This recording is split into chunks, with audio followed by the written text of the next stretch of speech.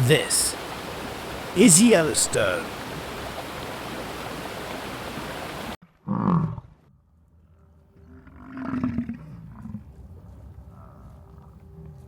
Where some of the most iconic wildlife in the lower 48 still roam free.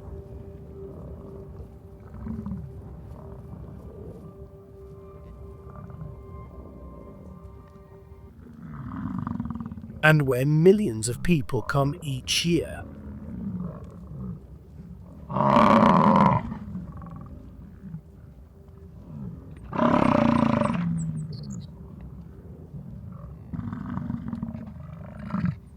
Hoping for a glimpse of the wild.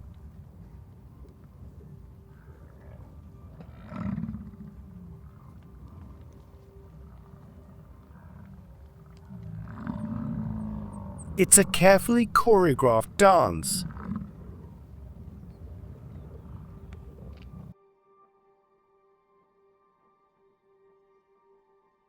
Between people and animals.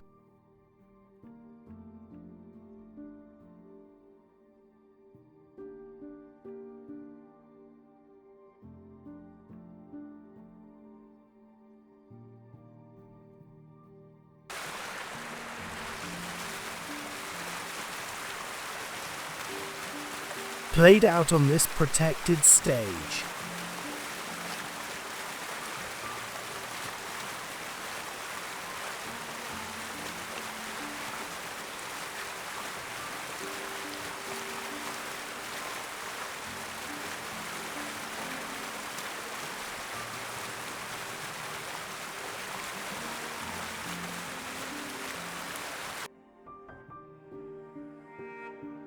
All under a dome of protection.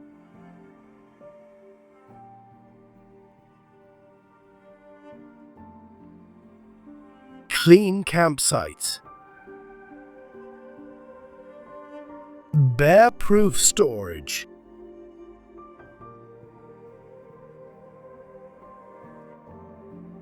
Controlled speed limits.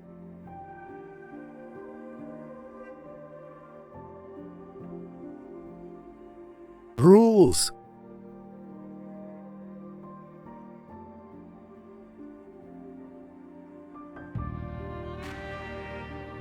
Rangers and wildlife managers keeping watch.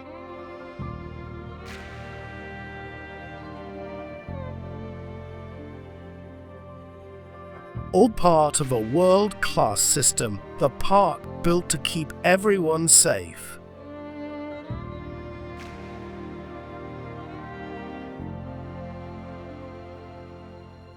We have talked about all of this before.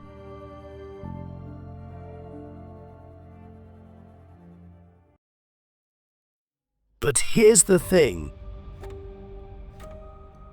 Those rules aren't for the animals.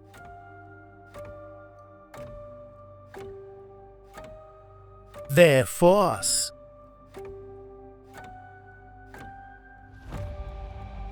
And bear management. It isn't really about managing bears.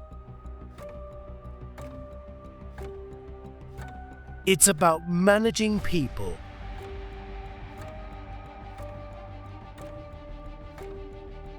If that's true, then maybe we've been asking the wrong question all along. Instead of talking about problem bears, shouldn't we be talking about problem people? But it wasn't always this way. In the 1980s, that system underwent a radical shift. For decades, the park tried to manage the bears directly, and it failed. So Yellowstone flipped the script. Instead of managing bears,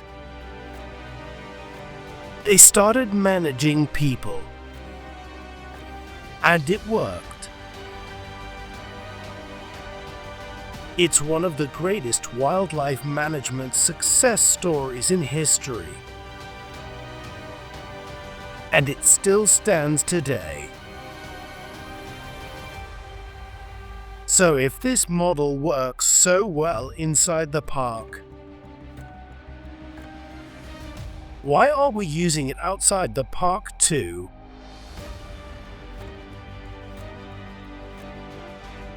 In this episode, we're going to shift the perspective. See the park the way its wildlife does. And ask what happens when the rules change just beyond the border. One last question. If the bears could talk, would we listen?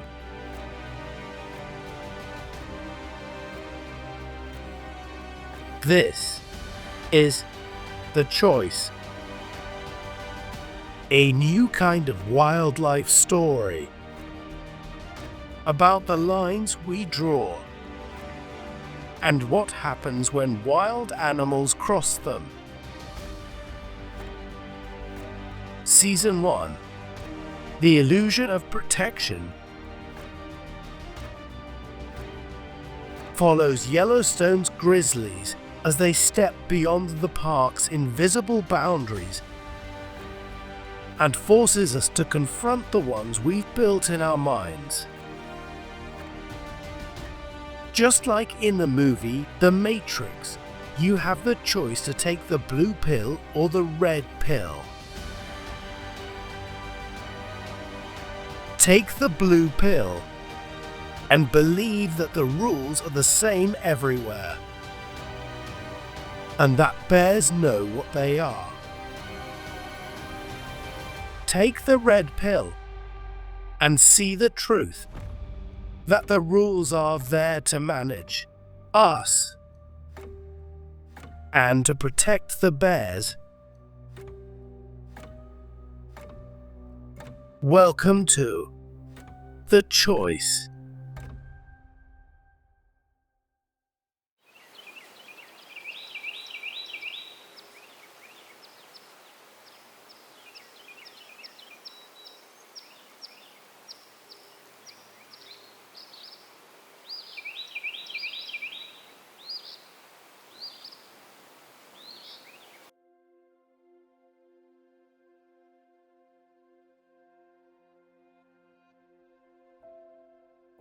In Yellowstone.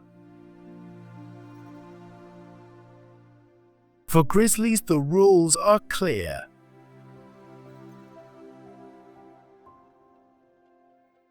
Mother grizzlies stay near the roads, and your cubs will be safe. Ignore the tourists. They normally mean no harm. The rangers. They're loud, but they don't hurt you. And the cubs. They learn it too. Walk beside the road. Eat the grass. Trust the pattern.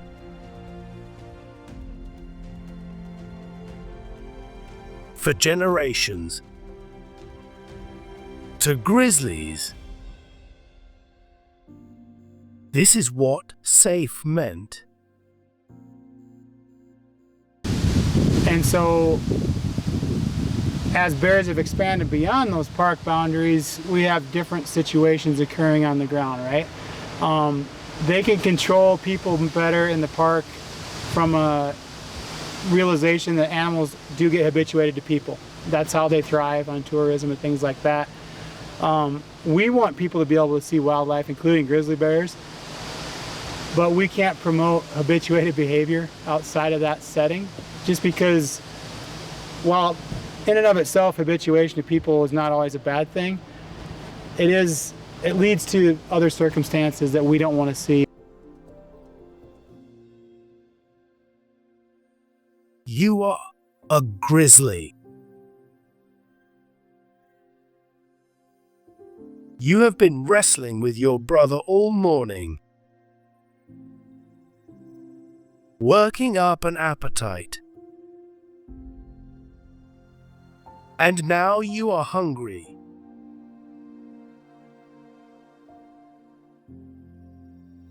You've been eating nothing but grass and grubs for weeks.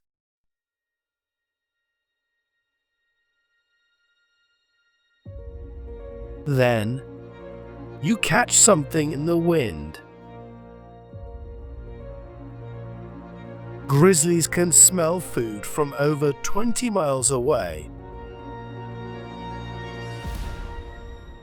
A scent so strong it's like a rope pulling you through the trees. You will follow it even if it takes you outside of the park. And this smell? It's meat. After miles of walking, you find it. A deer carcass in the middle of the river.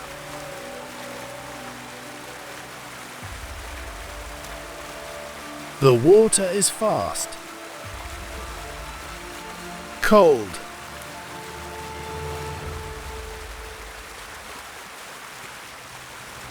but the risk is worth it. You haven't had meat in weeks. Even the rain doesn't spoil the party. Then you notice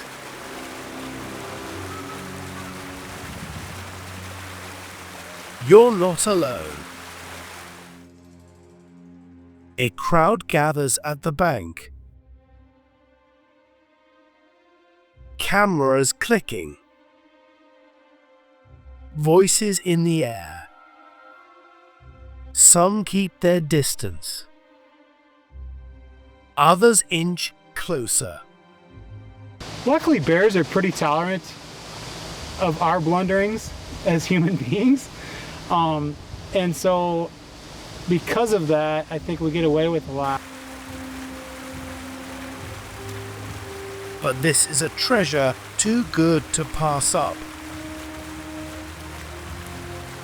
You spend all day eating your fill. Even napping for hours and then waking to gorge again. You even outlast the tourists. Now it's just you, your brother, the carcass, and the quiet of nature.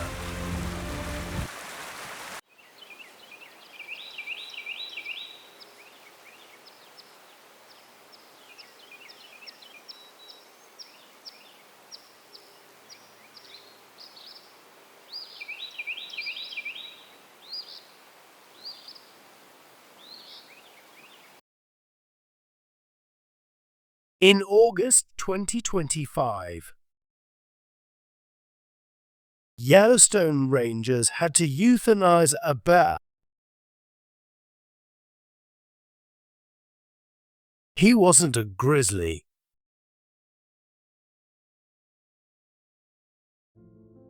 He was a black bear. His crime: climbing a food pole to get to a bag of human food. Days earlier, he'd broken into a tent.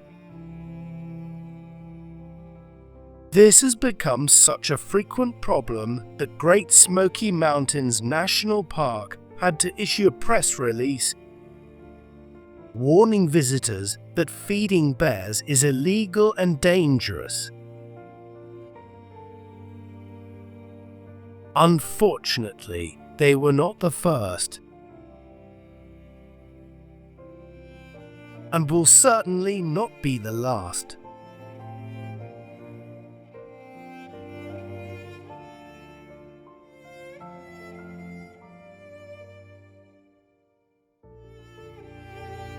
No bear is born addicted to human food.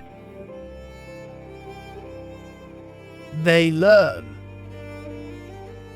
from us, from our mistakes, from our carelessness. Unfortunately, people take advantage of some of those things because of what they're able to do in those park settings. And they get pretty nasty towards us. And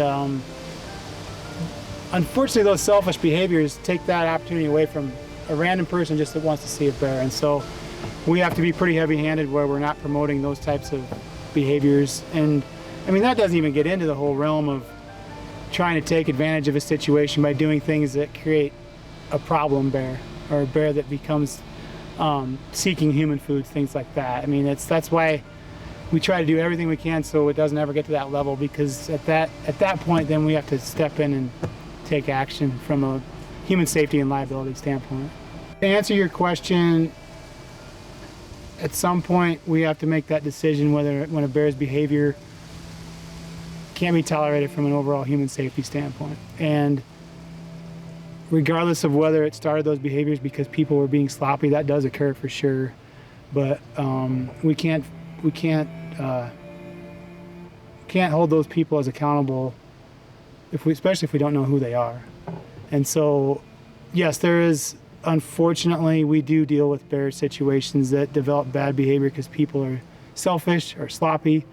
But we also have to realize that we can't leave an animal on the landscape that's a direct danger and threat to humans. Because some asshole did this, because they were sloppy, you have to kill this bear. And it's like, well, we're not. The unfortunate truth is yes. But yeah, we're not killing the bear because we don't like the bear. One bear follows a primal instinct. Another follows a human-imposed rule. Both face a penalty that we impose. So which one broke the rules? And which one was truly wild? Same bear.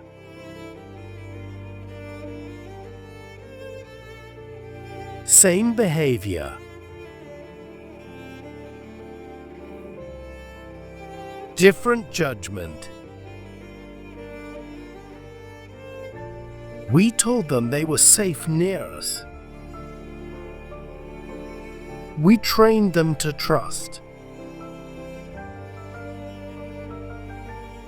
And now, outside the park, we punish them for it. It's a system designed to fail the bear. But maybe we have it backwards. The rules aren't for the bears. They're for us. There aren't problem bears. There are only problem people. We built the stage.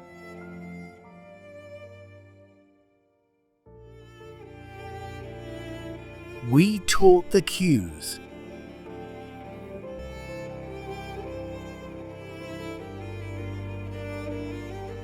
Then we changed the script without warning. And now the audience is blaming the actors. If the rules aren't meant for them, maybe it's time to shift from bear management to people management. Not just in the park, but outside the park too. Perception as to what our intentions are.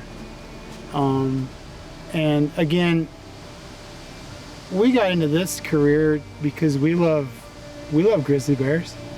We love carnivores. That's why we got into this career in the first place. And so this misconception that we're bloodthirsty, enjoy killing these animals is deflating, especially for the crews when they've been working so hard.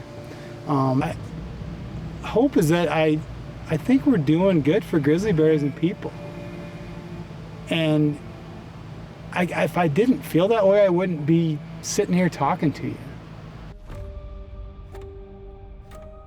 Because the truth is, safety isn't found on a map.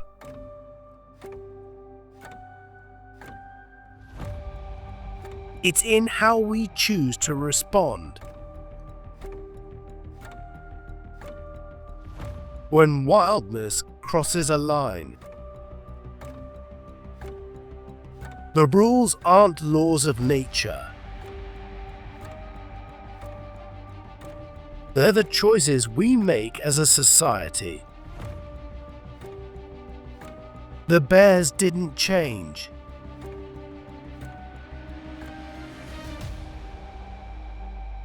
We did.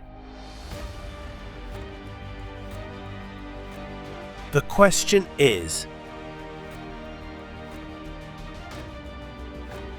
will we change again?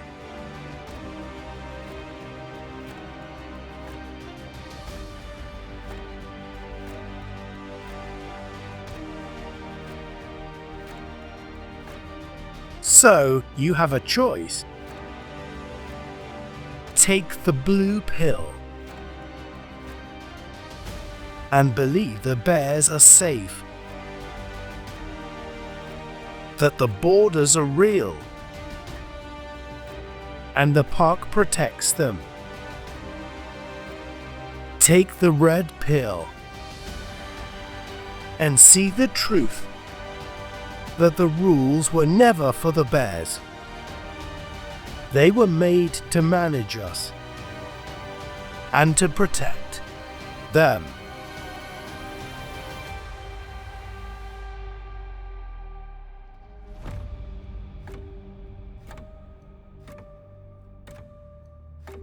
This is the choice